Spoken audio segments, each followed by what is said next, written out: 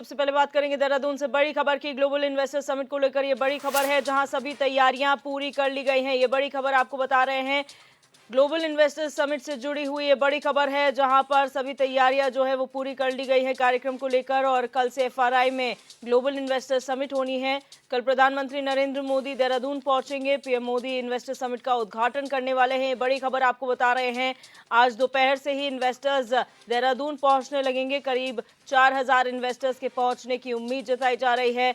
अंबानी, अडानी, बजाज और जिंदल भी यहां पर पहुंचेंगे। कई देशों के राजदूतों के पहुंचने की भी संभावना जताई जा रही है। अब तक 2.5 लाख करोड़ से ज्यादा के एमओयू साइन हो चुके हैं और समिट के जरिए 2.5 लाख करोड़ निवेश जुटाने का लक्ष्य राज्य सरकार द्वारा रखा गया है। ये बड़ी खबर आपको बता रहे हैं देहरादून से, जहां पर 8 और 9 दिसंबर को ग्लोबल इन्वेस्टर समिट देहरादून के एफआरआई में आयोजित होगा, जिसको लेकर सभी तैयारियां पूरी कर ली गई है। समय समय पर अधिकारियों को सीएम धामी खुद निर्देशित कर रहे हैं। खुद कल वो वहां पर पहुंचे थे एफआरआई में और वहां का जायजा लिया था। तैयारियों का दिशा निर्देश अधिकारियों को समय समय पर दिया जा रहा है। रोटेशन पॉलिसी के तहत सभी अधिकारी कर्मचारी ड्यूटी पर हैं और मॉनिटरिंग लगातार की जा रही है, क्योंकि पहले दिन यानी कल जो है प्रधानमंत्री नरेंद्र मोदी इन्वेस्टर समिट का उद्घाटन करेंगे और समापन कार्यक्रम में गृह मंत्री अमित शाह पहुंचेंगे। तो जैसे कि मुख्यमंत्री पुष्कर सिंह धामी ने पहले ही कहा था कि इस इन्वेस्टर समिट में मुख्यमंत्री के साथ साथ जो है प्रधानमंत्री और गृह मंत्री मौजूद रहेंगे। तो गृह मंत्री अमित शाह और प्रधानमंत्री नरेंद्र मोदी का मार्गदर्शन इस इन्वेस्टर समिट में मिलेगा। इसी पर सबकी निगाहें टिकी हैं। 2.5 लाख करोड़ का निवेश का जो लक्ष्य है वो यहाँ पर रखा गया, जिसमें 2.5 लाख करोड़ से ज़्यादा के एमओयू भी साइन हो चुके हैं। जगह जगह रोड शो किए गए थे। देश ही नहीं विदेशों में जाकर भी मुख्यमंत्री ने रोड शो के माध्यम से इन्वेस्टर्स को साधने का प्रयास किया था। और अब वही इन्वेस्टर्स जो है कल और परसों देहरादून में होंगे, जहाँ पर ये कोशिश होगी कि जो लक्ष्य है उसको पूरा किया जाए।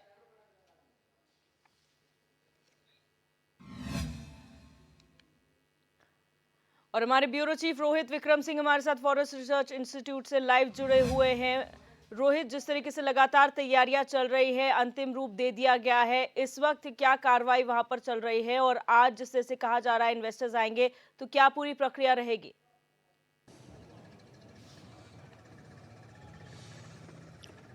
बिल्कुल दिव्या जी, चूंकि इन्वेस्टर्स जो है अब उत्तराखंड पहुंचने लगे हैं, राजधानी देहरादून पहुंचने लगे हैं और जो भी बड़ी ब्रेकिंग इनपुट मिली है कि जो देहरादून का जो रेस कोर्स का बन्नू स्कूल है, वहां पर इन्वेस्टर्स की तमाम जो व्हीकल्स हैं वहां पर उनकी पार्किंग बनाई गई है। और दाहिनी ओर आप मेरे कैमरा पर्सन आपको दिखाएंगे हरीश, ये तमाम जो अधिकारी हैं ये भी पहुंचना अब शुरू हो गए हैं। और इसमें 3 कैटेगरी बनाई गई हैं दिव्या, गोल्ड, डायमंड और प्लैटिनम। यानी जो गेस्ट आएंगे उनकी 3 कैटेगरी रहेंगी। जो उद्योगपति हैं, गोल्ड, डायमंड और प्लैटिनम, ये 3 कैटेगरी में गेस्ट रहेंगे। तमाम जो अधिकारी हैं जो गोल्ड सेक्शन के जो गेस्ट को देखेंगे वो अंदर की तरफ अभी गए हैं और कुछ अधिकारी जो है जो प्लेटफॉर्म अंदर तैयार किया गया है डायमंड और प्लैटिनम जो कैटेगरी के जो गेस्ट हैं वहां पर अंदर गए हुए हैं व्यवस्थाओं का जायजा लेने के लिए। पुलिस प्रशासन आप देख सकते हैं ग्राउंड जीरो पर लगातार चौकसी बरते हुए है और पूरा प्रयास यही हो रहा है कि इस आयोजन को सफल बनाया जाए। हालांकि ये आयोजन जो है इसका काम जो है पूरा हो चुका है, लेकिन कुछ एक चीजें हैं जो व्यवस्थित की जा रही हैं। अंदर फूल मालाएं ले जा रहे हैं लोग और अंदर डेकोरेशन का सामान जो है वो लेके जाया जा रहा है। और जो उद्योगपतियों के साथ उनका जो डेलीगेशन पहुंचा है वो भी धीरे धीरे अब यहाँ पर कार्यक्रम स्थल पर पहुंच रहा है। क्योंकि यहाँ पर अंदर जो पूरा वेन्यू बनाया गया है, पूरा जो ये सेटअप लगाया गया है, इसमें अलग अलग कमरे बनाए गए हैं। यानी कि जो गेस्ट आएंगे या फिर उनके साथ जो उनका पैनल पहुंचेगा वो यहाँ पर पहुंचकर वो आराम कर सकेगा। उनके ब्रेकफास्ट का, उनके लंच का, उनके डिनर की व्यवस्था भी सब यहीं की गई है। और पूरा सुरक्षा के लिहाज से देखें तो पूरा चाक चौबंद इंतजाम किए जा चुके हैं। पार्किंग की अलग व्यवस्था है, हर व्यक्ति जो है बिना पास के अंदर प्रवेश नहीं कर सकता। ये तमाम चीजें हैं जो फिलहाल सुरक्षा की दृष्टि से अपनाई जा रही हैं और प्रयास यही हो रहा है कि कल जब ये समिट होगा तो एक भव्य और दिव्य आयोजन हो, जब प्रधानमंत्री नरेंद्र मोदी संबोधित करेंगे तमाम उद्योगपतियों को। जो 3 कैटेगरीज में उद्योगपति पहुंचेंगे तो निश्चित तौर पर कयास यही लगाए जा रहे हैं कि भारी संख्या में उद्योगपति पहुंचे और भारी मात्रा में जो निवेश है यहाँ पर उत्तराखंड आए। बिल्कुल रोहित, वहां पर हम अधिकारियों को भी देख सकते हैं, पुलिस जो टीम पूरी वहां पर मौजूद है सुरक्षा के मद्देनजर। अगर कोशिश की जाए बात करने की और जानने की कोशिश की जाए कि इस वक्त क्या वहां पर चल रहा है, सुरक्षा के लिहाज से क्या इंतजाम है, किस तरह से पुलिसिंग हो रही है? जी फिलहाल दिव्या, अभी कुछ देर पहले 5-10 मिनट पहले यहाँ पर एसपी सिटी और एसपी देहात जो यहाँ पर पहुंची हुई थी, लेकिन फिलहाल वो इस समय नहीं है और प्रोटोकॉल के हिसाब से अभी कोई यहाँ पर अधिकारी वैसा नहीं है कि जो अधिकृत हो बाइट देने के लिए या फिर मीडिया से मुखातिब हो। थोड़ा व्यवस्थाओं के बारे में बताइए कि ऑफिशियल जो ब्रीफिंग है या फिर ऑफिशियल जो बाइट्स हैं वो हमारे जो एसपी और एसएसपी हैं वही देंगे, लेकिन फिलहाल वो अभी एसपी सिटी और एसपी देहात अभी अंदर कार्यक्रम स्थल पे कि कहीं कोई कमी बेसी है तो उसको भी जल्द से जल्द पूरा कर लिया जाए। लेकिन फिलहाल ये भव्य और दिव्य जो ये सेटअप लगाया गया है वो इन्वेस्टर्स के लिए बिल्कुल तैयार है, उनका इंतजार कर रहा है। बिल्कुल रोहित, यहाँ पर सिक्योरिटी की अगर बात की जाए, पुलिस फोर्स के साथ साथ और कौन से ऐसे सुरक्षा एजेंसियां हैं जो सुरक्षा में रहेंगी, क्योंकि बहुत बड़ा वीआईपी मूवमेंट है यहाँ पर। फॉरेन से डेलीगेट्स पहुंचेंगे, राजदूत पहुंचने वाले हैं, खुद प्रधानमंत्री गृह मंत्री यहाँ पर होंगे, तो बहुत बड़ा इवेंट है सुरक्षा के लिहाज से भी। तो ऐसे में पूरी व्यवस्था क्या है, क्या सुरक्षा घेरा बनाया गया है, कितनी फोर्स होंगी, कौन कौन सी अलग सी एजेंसियां हैं जो इसमें शामिल हैं?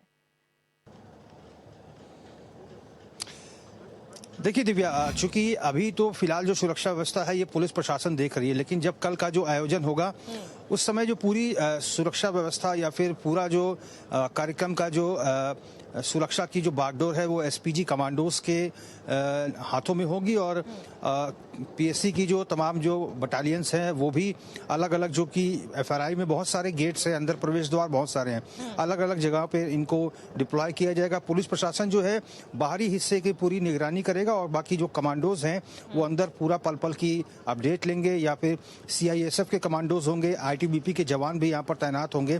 तो कुल मिलाकर समझा जाए कि कई दौर की जो मॉक ड्रिल है वो हो चुकी है और सुरक्षा व्यवस्था के इंतजामों का जो किस तरह से इंतजाम रहेंगे इनको पहले से ही निर्धारित कर दिया गया है। कल चूंकि पुलिस प्रशासन जो है बाहरी की सुरक्षा देखेगा और जो कमांडोज है सीआईएसएफ के जवान से इनके हाथों में पूरे अंदर की सुरक्षा व्यवस्था की कमान रहेगी।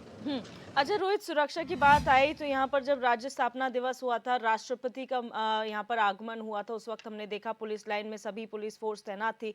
तब एक बहुत बड़ा घटनाक्रम यहाँ पर राजधानी देहरादून में हुआ था।